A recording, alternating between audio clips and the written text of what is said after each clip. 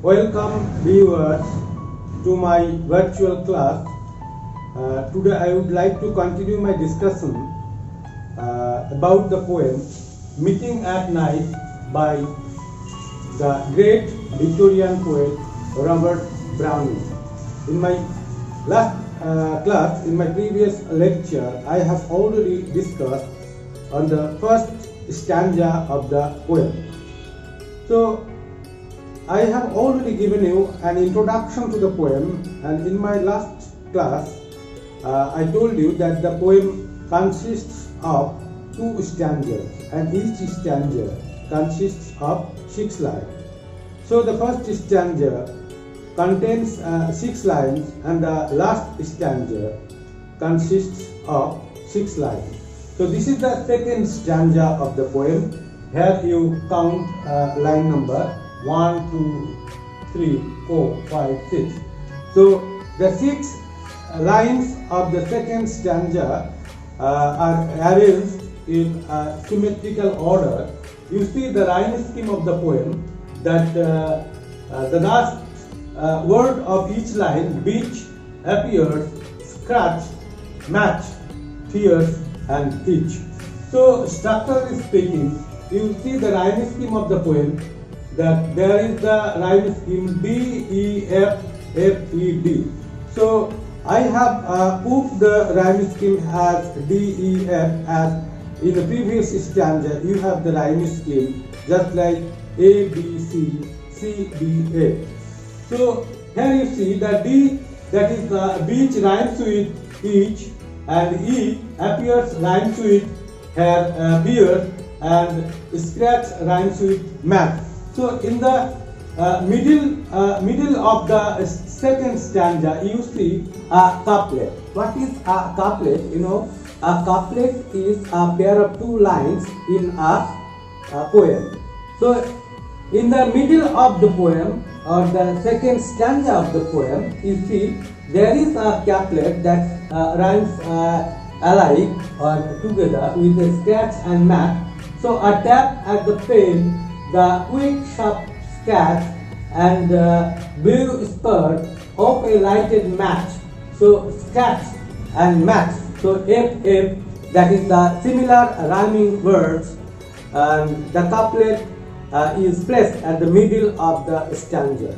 Similarly, we have the same couplet at the middle of the first stanza that I have already discussed in my previous class.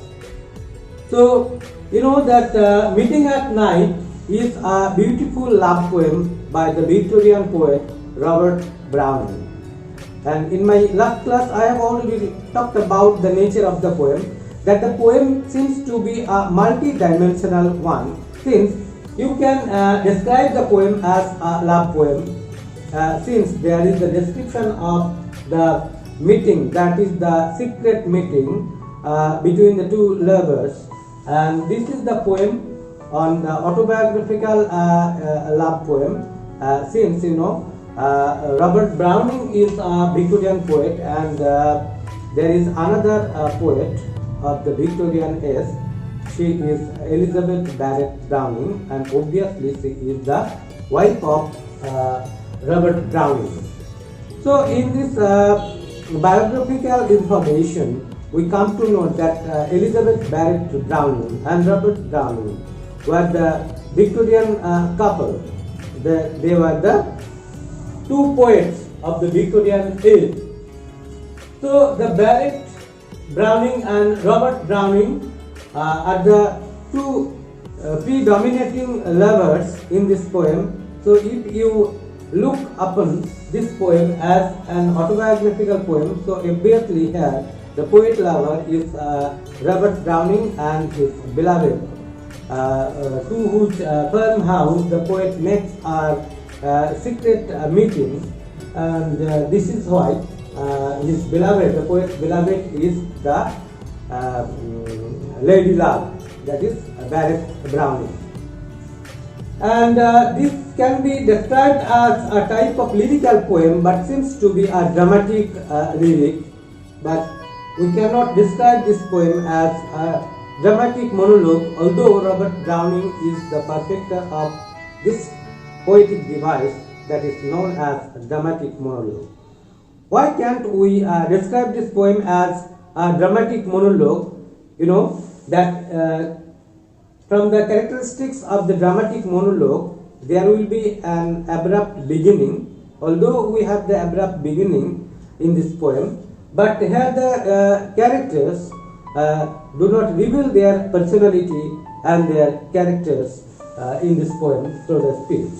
And there is no secondary type of character, or the silent listeners, or the other ambience, dramatic ambience is noticeably lacking in this poem, and that's why we can't describe this poem as a dramatic monologue.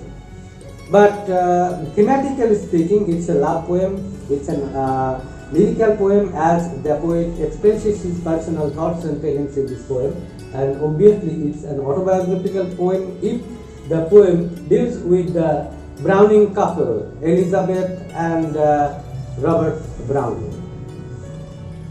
Now let us come to read the poem. I am reading the poem of the second stanza of the poem. Then a mile of warm sea-scented beach. Then, so obviously the term then connects the poem to this stanza to its previous stanza. So then denotes the continuity of the poet's journey. Then a mile of warm sea-scented beach. Then a mile. The poet has already crossed a sea, and he has come down on a scented bay, that is a cove. I have told you already that he has already got a cove, that is, and after getting down from his boat, and he has to cross a mile of one sea-scented beach. So here a mile, that is the distance. The poet lover has to cover up the distance of one sea-scented beach. So the beach is described as warm as well as sea-scented beach. No, beach. What is beach? Beach stands for the seashore. As the poet has undertaken a journey across the sea, and that's why he has reached the seashore, that is the beach. How is the beach described in this poem? It is warm as well as sea-scented. Now, this is very important to note that the sea beach seems to be warm, and at the very same time you should keep in mind that the sea beach, particularly at night, cannot be warm. But here you see that the sea seems to be warm. The second stanza of the poem captures the anticipation and the fulfillment of the lovers' meeting. So that's why if we make an analysis on the stylistic devices, we see that the particular use of the term one denotes the warmth of the lovers, that is in the prospect of meeting at night. So one, and also there can be another explanation of being the sea beach as one, because the beach was open to the direct scorching sunshine, and that's why the seashore was one, because it was exposed to the direct sunlight all through the day. And the sea-scented beach, and there is the smell of sea scent. Sea-scented means there is the smell of sea, that is the perfume of sea-scented beach. And after crossing a mile of along the sea beach, then the poet persona has to cross 3 fields. How many fields? 3 fields. Fields are the lands or the meadows. Then in order to make a journey on the landscape, so the poem gives a graphic description of the seascape and the landscape. So here the poet gives the description of the landscape, that sea-scented beach and 3 fields. Though the poet persona has to cross 3 fields or meadows in order to pay a visit to the secret chamber of his beloved. To cross till a fern appears, he has to cross to cover up the distance, and through the fields he crosses till a fern appears. What is fern? Fern is the farmhouse in which the poet's beloved lives in. So farmhouse that seems to be secluded and secret in the midst of nature, and appear means it is found. A fern is found. Until a fern is found, the poet continues his journey through the field. Then a tap at the pane, the quick sharp scratch. So a tap at the pane means, the window pane, the pane of the farmhouse in which the poet's beloved lives, and the poet persona makes a stimulus of knocking at the sound, that is the sound, the short, quick sound at the window pane of the beloved's chamber. So if we accept this as a stimulus, that a tap at the window pane, then this is the response. What is the response? And the response of the beloved lying secret at the farmhouse, that she makes a response that is quick as well as sharp. Scratch. What is scratch? Scratch is the rubbing of the matchstick on the matchbox. So the beloved lying secret and poet in the house of the farmhouse, and the poet and the beloved makes a quick sharp scratch in order to find out the stranger. Who is the stranger? The stranger is obviously the lover, or the poet lover. And a blue spurt. The blue spurt. What is spurt? That is the pack light or the flame that has the color of blue, and a spurt of a lighted match. As soon as the inmate of the house makes a scratch, there is a light, and lighted match produces a blue spurt. What color is the spurt? It is blue. So the poet, you notice that there is a use of color in the poem. The land is black, the moon is yellow, and the sea is grey, and here the flame of the lighted match is blue. So there are 4 uses of color in this poem. So it is the color image and visual image, although there is also the smelling image, that is the sea-scented beach. Now let us come to the next stanza, and the voice less loud. You notice the repetition of and, as there is the repetition of and in the previous stanza, that is in the opening stanza. Similarly, in the second stanza, we also see the repetition of and. What does this repetition of and at the very beginning of the successive line indicate? That the repetition indicates the continuity of the poet-lover journey. And. So the journey is going on, and the poet continues his feeling that a voice less loud. Less loud also here we see an alliteration of L, as there is L in less, and in the successive word loud. So less L and loud L. It is the alliteration. Similarly, in the previous phrase, we see the alliteration of A and A. Less loud through its joys and fears. And here we notice the juxtaposition of joys and fears. What is the joy? Joy means happiness. The lovers in this poem have the prospect of meeting together after a long time, and that's why they have the joy in their hearts. Similarly, they are afraid of being discovered because they want to keep their love secret and clandestine.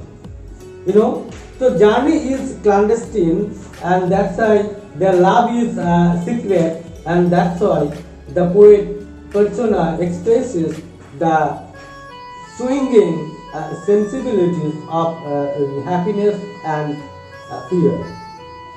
They are afraid of being discovered and being found out as the light or the voice, and that's why the voice is less loud. Through its joys and fears, the voice is less loud. This is the voice that is produced by the beloved or the inmate of the house, and there is the heartbeat. The two hearts. Then the two hearts. The hearts here. The hearts. Two hearts refer to the two hearts of the lover and the beloved. The lover poet and the beloved poet here meet together, and their heart. So here the poem deals with the prospect of meeting of the two lovers. The poet lover, after crossing an adventure and after undertaking an adventure through the seascape and the landscape, they are going to meet together at the dead of the night. Then the two hearts. So the voice is less loud than the heartbeats, the sound of the heartbeats of the love, and that is very significant, that they don't like to be discovered by anybody else, and that's why the voice produced seems to be less loud, and the heart's beat, the sound of the heartbeats seem to be louder. Why?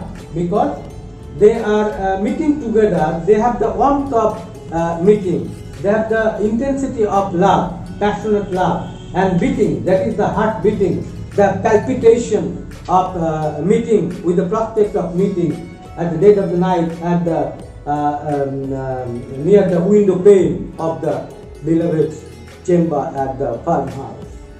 Each to each. So here each to each stands for both the lover and the beloved, and their heartbeats are louder for the prospect of meeting together in the warmth of love. So this is all about the second stanza of the poem. Once again, I make it clear that the poem deals with the theme of love. This can be described as the love poem and also the companion poem, because there is another poem of the parallel poem, that is Parting at Morning. The parting at morning, that is the separation of the two lovers at the morning, and this poem can be read together along with the poem Meeting at Night. The Meeting at Night is the love poem, it's a companion poem, it can be described as the autobiographical poem, and obviously it's a romantic poem, as it gives us a graphic description of the seascape and the landscape, and the poem is rich in imagery. What are the images? All the images are drawn from nature. So there is the beautiful depiction of nature. Here is the sea beach, fields, and the match. So these are the natural images, and in the previous stanza you have the moon, the sea, and the land, and the wave, sea wave. So this is the second stanza of the poem. The first stanza and the second stanza has the similar rhyme pattern, that is A, B. In the first stanza, A, B, C, C, B, A. Similarly, in the second stanza, we have D, E, F, F, E, D. And there is also good metrical device as well as the diction. The diction of the poem is simple. All the poem seems to be simple and the short poem written by Robert Browning, but there are some other ambiguities in the poem. In the very opening line, I have already discussed you that the sea is grey, the land is black. Similarly, the poet also makes an ambiguity that if the atmosphere of the sea is at night, so how can the beach be warm at night? So there are some other ambiguities. If we read the poem or in between lines, or after going through the poem closely, then it will come across some figures of speech and metrical devices and other features of the poem. Hope that you have understood the poem well, and I would like to give you some questions as the home assignment, and you will try your best, and you can also like and comment on this class. Thank you. Bye.